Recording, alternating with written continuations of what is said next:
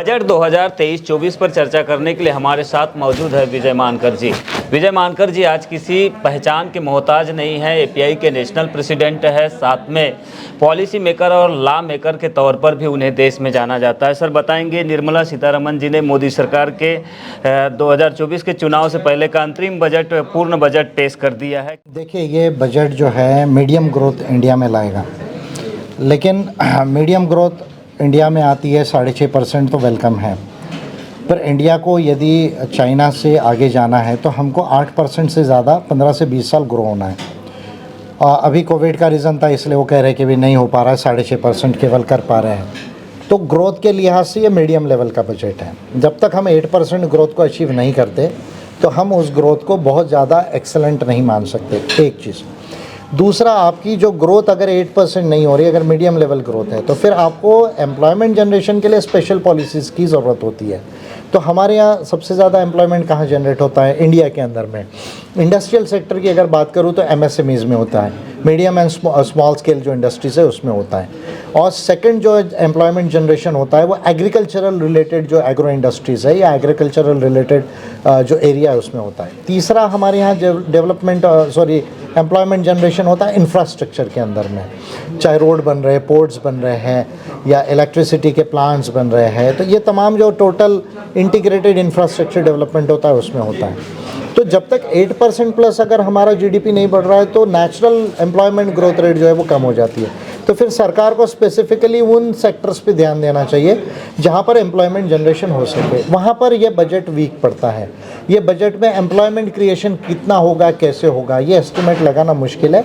On the contrary, rural India का overall जो budget estimates है उसमें कमी आई हुई।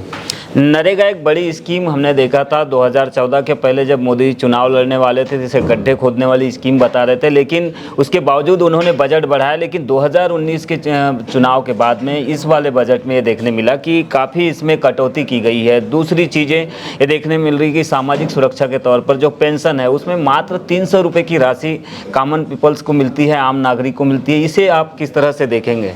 नहीं, एक एक्सप्लेनेशन तो गवर्नमेंट ये कर रही है कि मनरेगा का बजट हमने इसलिए कम किया है क्योंकि प्रधानमंत्री आवास योजना में बढ़ाया है, तो वहाँ पर भी वर्कर्स लगेंगे, वहाँ पर भी जो है वो उनको एम्प्लॉयमेंट मिलेगा, ये एक उनका जस्टिफिकेशन है।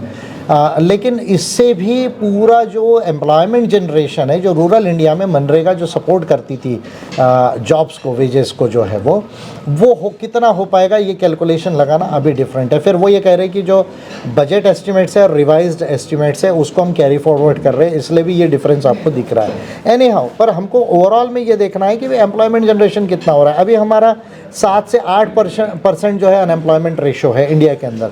अर्बन अनएम्प्लॉयमेंट ज़्यादा है। और अगर आप मनरेगा को कम कर रहे हैं, अगर प्रधानमंत्री आवास योजना को बढ़ा भी रहे हैं, फिर भी अगर आप अपनी अनएम्प्लॉयमेंट रेशो को 4% तक नहीं ला पा रहे हैं तो फिर ये एक सीरियस रीज़न है। Point number 1। पॉइंट नंबर 2, अगर आप पेंशन की बात कर रहे हैं तो देखिए, पेंशन गवर्नमेंट एम्प्लॉयज़ जो है या ऑर्गेनाइज सेक्टर वालों को तो पेंशन किसी तरह से ठीक ठाक मिल जाती है, पर जो हमारे देश में बहुत बड़ी आबादी है वो एग्रीकल्चर पे डिपेंड है या खुद के छोटे व्यवसाय पर डिपेंड है। जब वो ओल्ड होने लगते हैं तो उनके लिए पेंशन जो है वो स्पेशल ढंग से हमको सोचना पड़ेगा। तो आज अब मुझे लगता है आप कई राज्यों में कई हज़ार, कई 1200 इस तरह की पेंशन मिलती है।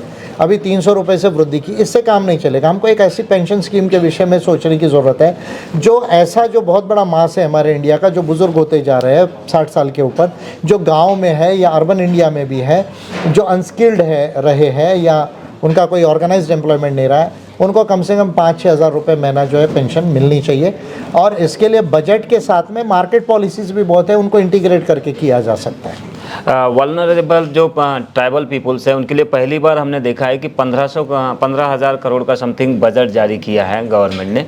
इसको आप किस तरह से देखेंगे, चूँकि पहली बार ऐसा देखने मिल रहा है जो प्रिमिटिव ट्राइब्स? देखिए, जो भी पॉजिटिव है उसको तो मैं पॉजिटिव कहूँगा। अगर प्रिमिटिव ट्राइबल ग्रुप्स है, अगर उनके लिए इस तरह की कोई पॉलिसी लाई है तो एक तरह का पॉजिटिव स्टेप है, उसको पॉजिटिव बोलना चाहिए। बट सबसे बड़ा इशू ये है ट्राइबल इश्यूज़ को लेकर, जो है अगर मैं बात करूँ, सबसे बड़ा इशू है कि ट्राइबल्स का जितना लैंड है उसमें मिनरल वेल्थ है 70% जो है, और हम ये देख रहे हैं कि ट्राइबल्स को लैंड से डिस्पोजेस किया जा रहा है, फिर उनका रिसेटलमेंट ठीक से नहीं हो रहा है। तो मैं ये बात पिछले 10 सालों से 12 सालों से कह रहा हूँ कि भाई, और मैंने राष्ट्रपति जी को ये जो है वो एक 7 पॉइंट का एजेंडा भी जो है वो 9 अगस्त को 2022 को इंडिजिनस डे में दिया कि भाई उनको 15-20% का डायरेक्ट शेयर होल्डिंग दिया जाए। उससे जो है वो टोटली केपेबल हो जाएंगे और बाकी पॉलिसीज़ का बजट आप कम करके फिर उनको जो जो ज़रूरी है, जैसे एजुकेशन है या वहाँ इंफ्रास्ट्रक्चर को ले जाना है, हेल्थ है, उसके ऊपर आप कर सकते हैं। बट ये काम करने के लिए सरकार जो है वो तैयार नहीं है, जबकि बहुत सिंपल है कि पार्लियामेंट जो है MMDR एक्ट जो है, mines and mineral regulation and development act 1957 and rules उसके जो है उसको अगर यदि अमेंड कर दे और स्टेट के थोड़ा जो लॉज को जो अगर अमेंड कर दिया जाए तो उनको शेयर होल्डिंग राइट मिल सकता है। ये नहीं करना और फिर ये बजट दिया, वो बजट दिया, ये करना, तो यानी हम लोगों को आज भी डिपेंडेंट रखना चाहते हैं। देखिए, सरकार की नीति होना चाहिए उनको अपने पाँव पर खड़ा करना। ये सरकार कहती तो है आत्मनिर्भर भारत, लेकिन क्या परिवार आत्मनिर्भर हो रहे हैं? खुद आप एजुकेशन में, एम्प्लॉयमेंट में और वेल्थ में जब तक आप जो है केपेबल नहीं होंगे, आत्मनिर्भर नहीं हो जाएंगे, खुद के पाँव पर खड़े नहीं होंगे, तब तक हर बार आपको बजट सब्सिडी उनको देते रहना पड़ेगा। तो नीति की डायरेक्शन गलत है, ये मैं कहूँगा। 140 करोड़ जनसंख्या वाले देश में मात्र 6 करोड़ लोग ही टैक्स भर रहे हैं। इसको किस तरह से देखेंगे सर? चूँकि नहीं, ये तो बहुत बड़े पैमाने, इनकम टैक्स का बहुत बड़े पैमाने पर इवेजन है इंडिया के अंदर में, क्योंकि अब देखिए लगभग 55 करोड़ लोग तो हमारे देश में एम्प्लॉयबिलिटी है, पे किसी भी समय में कम ज़्यादा हुआ 45 करोड़ से ज़्यादा लोग हमारे यहाँ कमाते हैं। तो 140 करोड़ तो एक अलग बात है, हर कोई नहीं कमाता। एक परिवारों का यूनिट भी अगर हम पकड़े तो 45 करोड़ के आसपास हमारे यहाँ एम्प्लॉयमेंट है। उसमें से जो है वो अगर 6 करोड़ हम पकड़ते हैं तो कितना 1.5% लगभग होता है। तो मैं समझता हूँ this ratio is not good. तो इतना बड़ा टैक्स इवेजन क्यों है? इसके दो कारण। एक तो सरकार भी अपने सिस्टम को ठीक नहीं कर पा रही और थोड़ा तो लोगों को भी समझना पड़ेगा कि टैक्स देना ही हमारी जिम्मेदारी एक नागरिक होने के नाते। दोनों का सिस्टम सुधरेगा तब ये जाके इनकम टैक्स का जो परसेंटेज है वो बढ़ेगा इंडिया में। मोदी गवर्नमेंट के इस पूरे बजट को आप अपने नज़र में कैसे देखते हैं, पूरे बजट को? और आप ये मीडियम तरह का बजट है। इससे ग्रोथ बहुत ज़्यादा नहीं बढ़ेगी, मीडियम ग्रोथ होगी। अनएम्प्लॉयमेंट की प्रॉब्लम जो है वो बनी रहेगी, महंगाई की प्रॉब्लम बनी रहेगी। जो लोग गरीब है, पिछड़े हैं, उनको कोई बहुत बड़ा एकदम बदलाव आ जाएगा ऐसा नहीं होगा।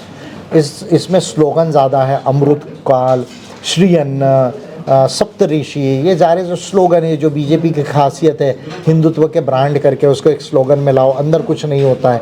जब बक्सा खोलो तो उसमें कुछ नहीं निकलता है, पैकेट बहुत अच्छा होता है।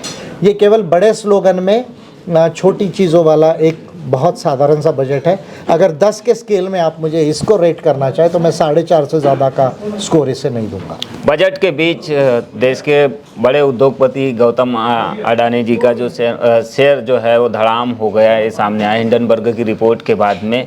आपको क्या लगता है, उन्होंने जो FPO विड्रॉल किया, इससे कुछ फ़ायदा मिलेगा? देखिए, हाइडनबर्ग की रिपोर्ट जब पब्लिश हो रही थी, मैं पहला लीडर था जिसने मेरे ट्विटर पे और इस पे कहा था कि भाई ये हो रहा है, अरे ध्यान देने की ज़रूरत है। देखिए, मार्केट का अपना विवेक और नियम होता है। ये बात एडम स्मिथ ने 300 साल पहले बताई, वेल्थ ऑफ नेशंस में, और बाकी के जो उनके मॉरल सेंटिमेंट्स के ऊपर जो लिखान है, जो मार्केट इकोनॉमी के पायनियर हैं पूरे वर्ल्ड में, उन्होंने ये बताया कि मार्केट अपना जजमेंट स्वयं लेता है। अडानी जी का वैल्यूएशंस फेयर नहीं है तो मार्केट में पहले भी था। अभी अडानी एंटरप्राइजेस का वैल्यूएशन 350% था ये क्राइसिस होने के पहले, और बाकी सारे कंपनीज़ के वैल्यूएशंस बहुत ज़्यादा थी, डेप्ट परसेंटेज बहुत ज़्यादा था, कैश फ्लो ठीक नहीं था। ये तो जो वैल्यूएशंस को जो बेसिक्स है ये तो देखा ही जाता है। तो ये बातें तो मार्केट में पहले से भी थी, और जब ये आया तो इसमें उसमें आग में घी डालने का काम कर दिया हाइडेनबर्ग रिपोर्ट ने। तो मार्केट ने अपने विवेक से और अपना निर्णय दे दिया है। 10 लाख करोड़ रुपया जो लगभग 20 लाख करोड़ का उनका मार्केट कैप था, 20 लाख से थोड़ा कम था, 19 पॉइंट समथिंग, उससे जो है 51% तो शुक्रवार तक निकल गया। मंडे से क्या होगा ही होगा। तो सरकार की इन्वेस्टिगेशन करे ना करे ये बात का प्रश्न है, वो तो करना चाहिए उसने, लेकिन मार्केट ने अपना फैसला तो दे दिया। और अभी के लिए तो अडानी का जो बिज़नेस है उस पर क्या फेयर वैल्यूएशन में क्या विश्वास होना चाहिए, मार्केट ने ऑलरेडी फैसला सुना लिया है। तो ये थे API के नेशनल प्रेसिडेंट धीमान विजय मानकर जी। आगे और भी हमारे ऐसे ही वीडियो देखने के लिए बने रहिए हमारे साथ। हमारे चैनल को सब्सक्राइब करना ना भूलें और वीडियोस को शेयर करना ना भूलें। धन्यवाद। Thank you.